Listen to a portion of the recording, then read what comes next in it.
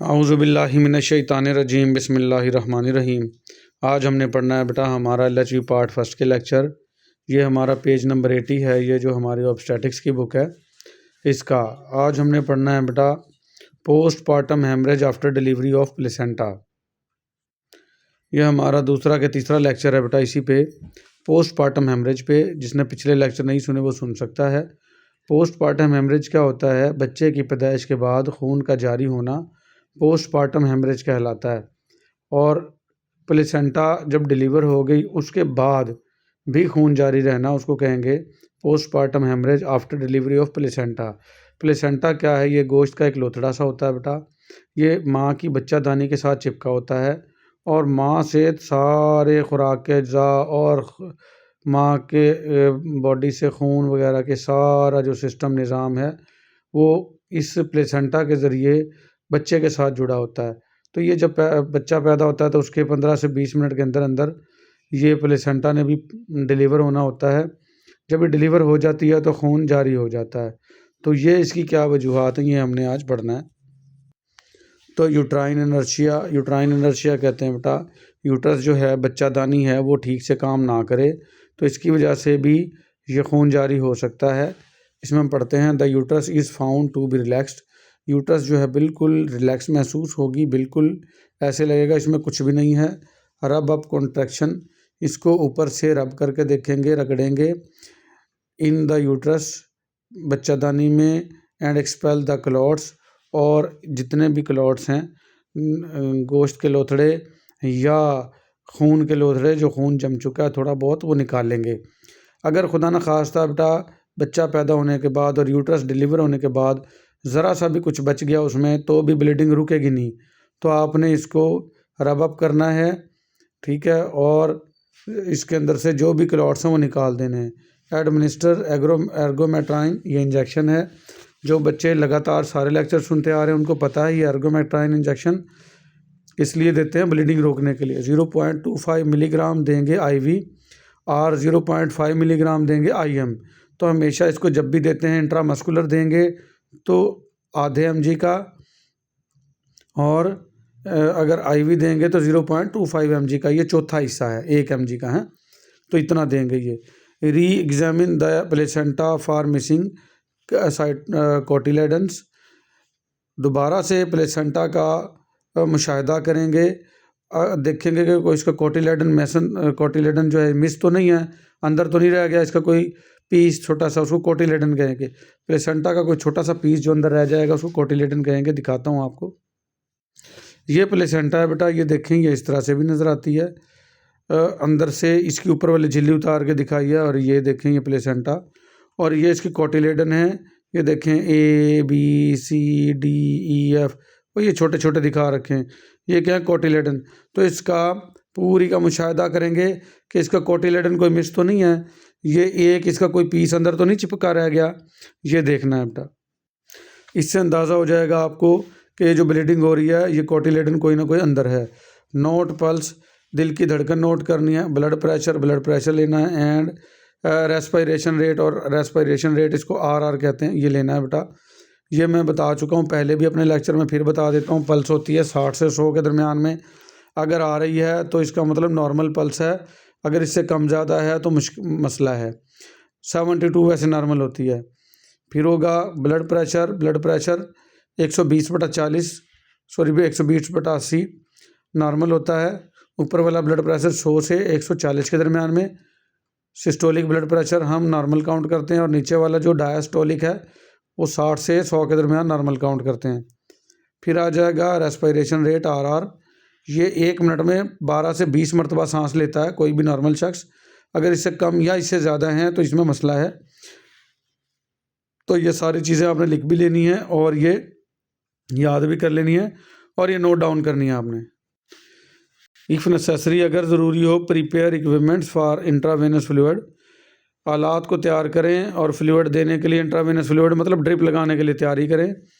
Intravenous fluid therapy की and blood transfusion, और खून लगाने के लिए भी जो आलात हैं वो तैयार करें। कैथेटराइज द ब्लैडर, मसाने में यानी पेशाब की नाली लगा दें। एंड मेजर द यूरिन, और पेशाब जितना आ रहा है उसकी पैमाइश करें। If bleeding is not control, अगर खून का जो जरियान है जारी हो रहा है वो ना कंट्रोल हो, and blood loss is in excess of 10 ounces, और ब्लड लॉस 10 ounces से ज़्यादा हो। ये बेटा किडनी ट्रे होती है, किडनी ट्रे में इकट्ठा करते रहते हैं ब्लड और उसकी पैमाइश करते हैं। Send for a doctor, doctor को बुलाएं या डॉक्टर के पास भेजें। ये देखें बेटा, किडनी ट्रे इस तरह की होती हैं, गुर्दे की शक्ल की। ये छोटी, दरमियानी और बड़ी। इसको पैदाइश का जो रास्ता है वहाँ से नीचे रख देंगे इसको, और जो ब्लीडिंग हो रही है इसको इसमें इकट्ठा करते रहेंगे और फिर इसे अंदाज़ा लगाते हैं कि ये 10 ounces या 20 ounces से ज़्यादा है। 10 ounces का मतलब होता है तकरीबन 300 ml के करीब बेटा ब्लड है, और 20 ounces होता है तकरीबन 600 ml, एक बोतल से थोड़ा ज़्यादा, 500 ml की एक बोतल होती है। तो अगर इससे ज़्यादा हो जाए 10 ml से तो डॉक्टर को बुलाएं। यूट्रस इज़ कॉन्ट्रैक्टेड, अगर यूट्रस जो है बच्चादानी है वो सिकुड़ रही है, उसमें अभी कॉन्ट्रैक्शंस आ रहे हैं। जब बच्चा पैदा होता है तब भी बेटा अल्लाह पाक की तरफ से इसके अंदर हुक्म होता है और कॉन्ट्रैक्शंस आते हैं और बच्चा ऊपर से नीचे की तरफ धकेला जाता है। तो अगर अभी भी ये हो रहा है तो भी ब्लीडिंग होगी। ये ब्लीडिंग की वजह बता रहे हैं सारे।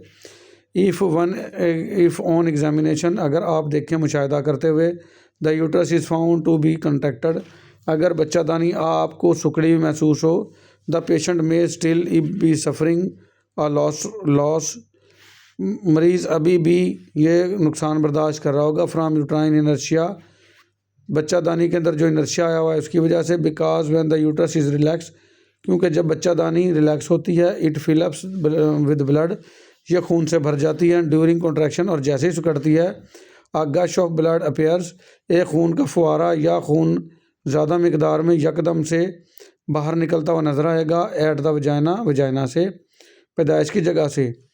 The attendant palpating the uterus, जो भी अटेंडेंट होगा, LHV के बारे में बात हो रही है या डॉक्टर के बारे में, जो भी अटेंड कर रहा होगा उसको, तो इसको पल्पेट करके देखेगा द यूट्रस, बच्चादानी को ड्यूरिंग कॉन्ट्रैक्शन, सुकड़ाव के कॉन्ट्रैक्शन के दौरान। मे बी मिसलीड, इसको ये ऐसे महसूस होगा, मिसलीड हो जाएगा into believing that the uterus is well contracted, कि बच्चादानी अच्छे से सुकड़ रही है, लेकिन ऐसा होगा नहीं। टू एक्सक्लूड यूट्राइन इनर्शिया, ये जो गलत अंदाज़ा है इससे बचने के लिए इसको कहते हैं एक्सक्लूड। ये गलत अंदाजे से बचने के लिए यूट्राइन इनर्शिया के, place the hand flat on the uterus, सीधा चपटा हाथ पूरी की पूरी हथेली बच्चादानी पर रखें। एंड मेक श्योर, और ये यकीन दहानी कर लें, that contraction of uterus is maintained steadily, कि बच्चादानी के अंदर जो कॉन्ट्रैक्शन है वो स्टेडीली मेंटेन हो रहे हैं। If the uterus remains contracted, अगर बच्चादानी कॉन्ट्रैक्टेड रहे एंड ब्लीडिंग कंटिन्यूज, और ब्लीडिंग जारी रहे, द काज में भी वजूहात क्या हो सकती हैं, retention of portion of placenta, placenta का कोई भी हिस्सा अंदर मौजूद है अभी, और सक्सिनचुरिएट लोब है। सक्सिनचुरिएट लोब बताते हैं आपको बेटा क्या होता है। ये होता है, ये सक्सिनचुरिएट लोब में एक जैसे बच्चादानी है, प्लेसेंटा है। कभी कभार अल्लाह की तरफ से होता है ऐसा बेटा, एक जो प्लेसेंटा है उसके साथ ही को दूसरी प्लेसेंटा भी छोटी सी बनी होती है, वो अलग होती है। यानी एक बड़ा पीस तो उसका बाहर आ गया है और छोटा पीस अभी अंदर ही है, उसको कहेंगे सक्सेंचुरेट लोब है अभी अंदर। ये दिखाता हूँ मैं आपको, ये देखें बेटा, इसमें देखें, ये एक प्लेसेंटा थी, ये जो गोश्त का लोथड़ा सा नज़र आ रहा है ये असल प्लेसेंटा, लेकिन ये जो है सक्सेंचुरेट लोब, ये देखें एक और प्लेसेंटा बन गई है। अब ये बाज़ों का डिलीवर हो जाती है, हम समझते हैं डिलीवर हो गई है, लेकिन ये अभी अंदर ही होती है, जिसकी वजह से ब्लीडिंग रुक नहीं रही होती। ये देखें बेटा, इसमें भी दिखाया गया, ये है असल प्लेसेंटा, और ये छोटा सा पीस जहाँ मैं टच कर रहा हूँ ये एक और बनी हुई है, ठीक है। ये राब्ते की नाली है, इन दोनों में राब्ता भी है, तो इसको कहते हैं सक्सेंचुरेट लोब। ये देखें, ये दिखा रखा है इसमें, ये इधर, और ये पूरा बड़ा वाला, तो ये जो छोटा बनेगा ये सक्सेंचुरेट लोब है। ट्रॉमा टू जेनिटल ट्रैक्ट, या कोई चोट लग गई है, कट लग गया है पैदाइश की जगह पे, पैदाइश के रास्ते में, और इनरवेंशन ऑफ यूट्रस, या यूट्रस जो है वो उल्टी हो गई है उसकी, ये सारी वजूहात हो सकती हैं कि ब्लीडिंग होने की। फिर आ जाएगा रिटेंशन ऑफ कोटिलेडन, और सक्सेंचुरेट लोब, अभी मैंने बताया कोटिलेडन के बारे में भी और सक्सेंचुरेट लोब के बारे में भी कि वो क्या होता है। एग्जामिनेशन ऑफ प्लेसेंटा, प्लेसेंटा का आपने मुशाहिदा करना है, इसको देखना है, निगरान यानी कि अच्छे से देखना है इसको। Will reveal the missing cotyledon, आपको पता चल जाएगा कि मिस इसके अंदर कोटिलेडन मिस है और वो भी अंदर ही है। Examination of membrane for the missing succenturiate lobe, फिर मेम्ब्रेन्स को देखो कोई मिसिंग तो नहीं है succenturiate lobe. Will show a hole, ये आपको एक सुराख दिखाएगा इन द मेम्ब्रेन्स में एंड ब्लड वेसल और खून की नालियों में। Crossing the membrane of the this gap to this gap, और ये मेम्ब्रेन इस गैप के अंदर से क्रॉस हो रही होंगी। इन दीज केसेस, ऐसे केसेस में एडमिनिस्टर एर्गोमेट्राइन इंजेक्शन देंगे ब्लीडिंग रोकने के लिए। And send for medical add, और मेडिकल एड बुलाएंगे किसी 1122 पे 1034 पे कॉल करेंगे या डॉक्टर को बुलवाएंगे या डॉक्टर के पास भेजेंगे। ये तमाम चीज़ें सेंड फॉर मेडिकल एड कहलाती हैं। और ट्रांसफ़र पेशेंट टू हॉस्पिटल, या मरीज़ को हॉस्पिटल में ट्रांसफ़र करेंगे। सो दैट, ताकि रिटेन्ड पोर्शन, जो बचा हुआ पीस है, पोर्शन है, और प्लेसेंटा का इज़ रिमूव्ड अंडर एनेस्थीसिया, इसको रिमूव किया जा सके बेहोशी के ज़रिए। क्योंकि बेटा अंदर से सफाई करनी पड़ेगी, मुख्तलिफ औजार डालने पड़ेंगे, गाज पीस पकड़ा के मुख्तलिफ़ किस्म के औज़ारों के साथ, और वो अंदर से घुमाना पड़ेगा मुकम्मल, ताकि अंदर से बच्चादानी अच्छे से साफ़ हो जाए। और ये एक बहुत ज़्यादा तकलीफ़देह दर्दनाक मरला है और इसके अंदर एनेस्थीसिया यानी बेहोशी ज़रूरी है, तो इसलिए डॉक्टर के लिए आप कॉल करेंगे। फिर आ जाएगा ट्रॉमा टू जेनिटल ट्रैक्ट पर ट्रॉमा हो जाना, मैं दिखाता हूँ आपको। ये देखें बेटा, ये ट्रॉमा है, ये देखें छोटा सा कट आ गया, ये पैदाइश का रास्ता है, ये पखाने का रास्ता है, इसके दरमियान की ये झिल्ली प्रीनियम कहलाती है। तो यहाँ पे छोटा कट आ गया, ये फर्स्ट डिग्री कट है। ये थोड़ा बड़ा कट आ गया है, ये सेकंड डिग्री है। थर्ड डिग्री का ये देखें पखाने के रास्ते तक पहुँच गया, ये थर्ड डिग्री कट है। और ये फोर्थ डिग्री है, इसने पखाने का रास्ता और पैदाइश का रास्ता एक ही कर दिया है। तो ये चोट है, इससे भी ब्लीडिंग हो सकती है। ये देखिए इसमें मज़ीद वाज़े कर दिया बेटा, ये कट इसको टीयर कहते हैं, इसी वाली झिल्ली को प्रीनियम कहते हैं। ये पैदाइश का रास्ता और ये पखाने वाला सुराख, और ये दरमियान में कट लग गया है। तो ये ट्रॉमा टू जेनिटल ट्रैक्ट कहलाता है, जेनिटल ट्रैक्ट पर कोई ज़ख्म आ जाना। इसमें क्या होगा बेटा, प्रीनियम में भी टॉर्न, प्रीनियम मैंने बताया वही झिल्ली जो पैदाइश के रास्ते और पखाने के सुराख के दरमियान की जो झिल्ली है उसको प्रीनियम कहेंगे। में भी टॉर्न, ये फट सकती है। एंड ब्लीडिंग, और ब्लीडिंग हो सकती है। फर्म पैड, एक पैड बना के रखेंगे। And diaper should be applied, और डायपर देंगे। डायपर वो पैम्पर जो होता है फीमेल वाला, वो लगाएंगे टू द प्रीनियम, इस झिल्ली पर। एंड मेडिकल एड कॉल्ड, और मेडिकल एड बुलाएंगे ताकि इसको टाँके लगा के इसको सिया जा सके। वजाइना में, if the tear is in the lower part, अगर ये टीयर निचले वाले हिस्से पे है, the treatment is the same, इसका इलाज सेम है। As that for tear in the perineum, जैसा कि प्रीनियम में हुआ था, सेम ऐसे ही फर्म पैड रखना, डायपर लगाना है और डॉक्टर को बुलाना है।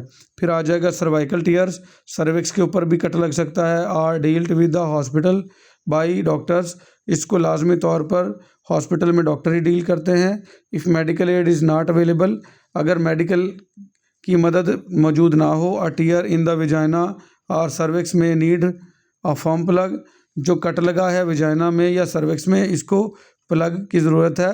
वही प्लग मैंने बताया था बेटा, गाज पीस मोटा सा बना के वहाँ रखेंगे टू कंट्रोल ब्लीडिंग, ताकि ब्लीडिंग कंट्रोल हो सके।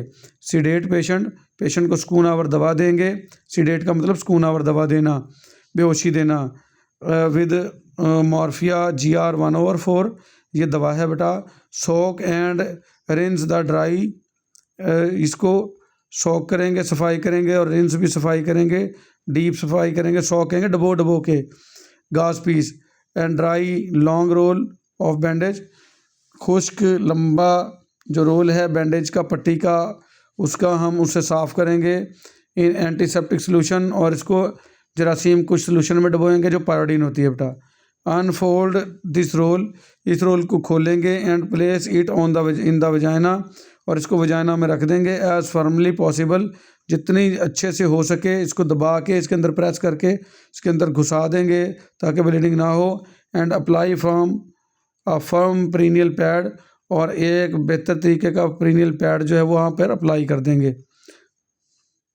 ये देखें बेटा, ये इस तरह के प्रीनियल पैड होते हैं ये बने हुए।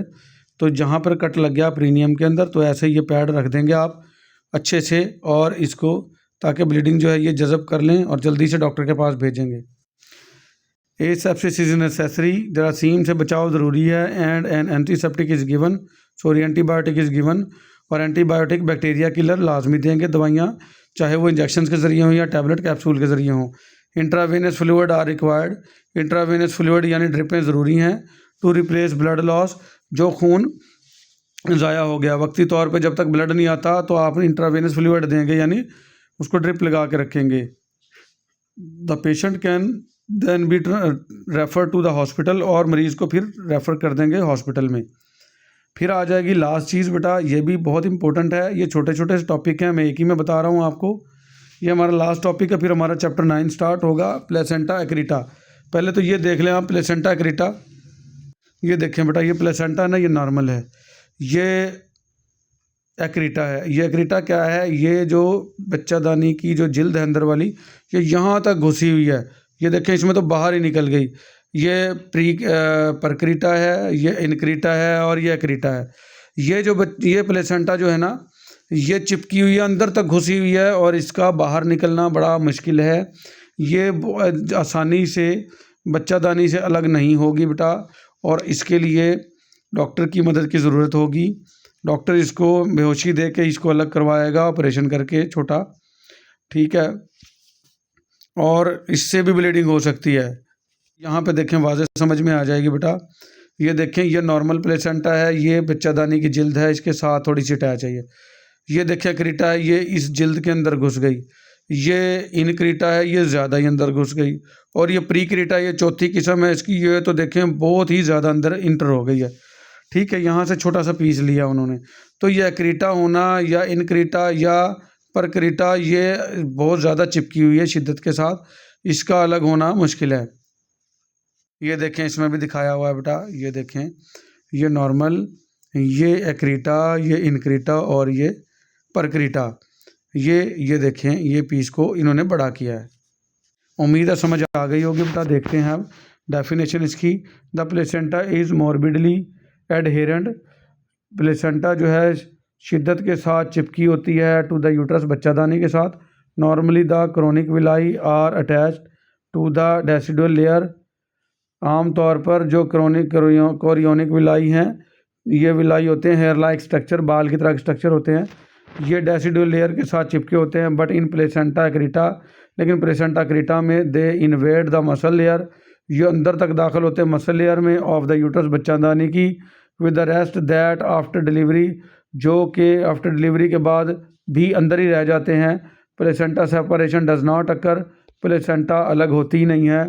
If the attendant persist in expression of placenta, अगर कोई भी टेंडेंट है जैसे LHV वगैरह है, डॉक्टर उसको टेंडेंट कहते हैं, उसको ये अंदाज़ा हो जाए प्लेसेंटा के एक्सप्रेशन का कि वो कैसी है।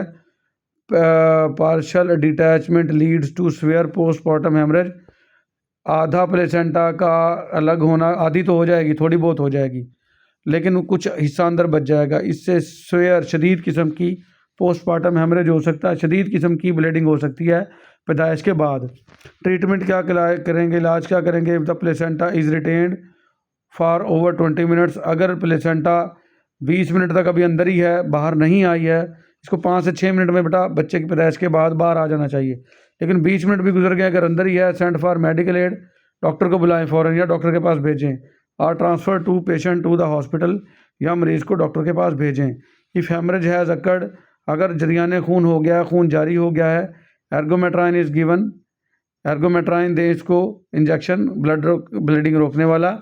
एंड ब्लड लॉस रिप्लेस, और ब्लड लॉस को रिप्लेस करें, या तो ड्रिप लगाएं या खून वाली ड्रिप लगाएं। As placenta can not be detach from the uterus, क्योंकि इसमें प्लेसेंटा अलग नहीं होगी बच्चादानी से। हिस्टेक्टोमी करनी पड़ेगी, ऑपरेशन होता है बेटा रिमूवल ऑफ द यूट्रस, पूरी की पूरी बच्चादानी बाहर निकालनी पड़ सकती है इसमें, मे बी रिक्वायर्ड, ये ज़रूरी हो सकता है इसमें। तो ये था बेटा प्लेसेंटा एक्रीटा। तो ये ब्लीडिंग होने की जो वजूहात हैं, ये सारी की सारी हमने इस लेक्चर में देखी। उम्मीद है बेटा सारी आपको समझ में आ गई होंगी। आज के लिए हमारा इतना ही बेटा, मिलेंगे अगले लेक्चर में। अल्लाह हाफिज़।